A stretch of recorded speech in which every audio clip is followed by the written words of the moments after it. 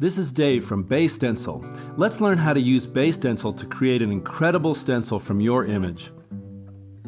Bay Stencil is a service that color separates your image using a variety of options and lets you pick the best one for your application. Bay Stencil then creates vector cut files of the bridged stencils that you'll need to cut it out. Pick your image and upload it to Bay Stencil.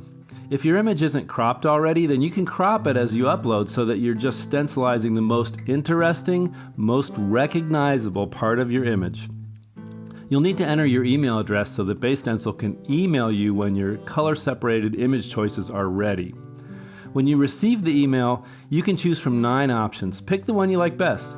A 5-color image will take longer to cut and paint than a 2 or 3-color image. If you don't like any of the 9 options, you can try a different cropping of your image, or you can condition your image before you upload it.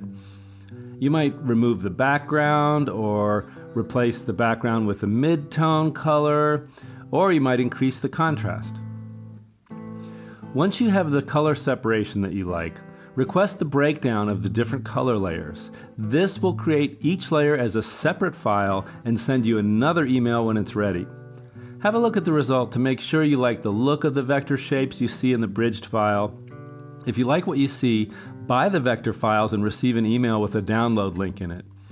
The digital download contains DXF, PDF, EPS, and SVG files.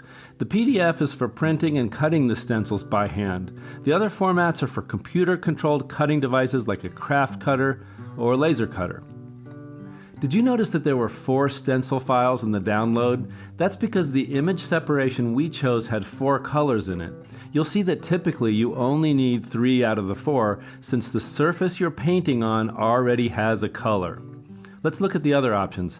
Here's a good 3-color option. I didn't pick it the first time around because this area had more detail in it than I wanted, and there's just too much going on here. This one would make a pretty awesome stencil to paint on a dark surface.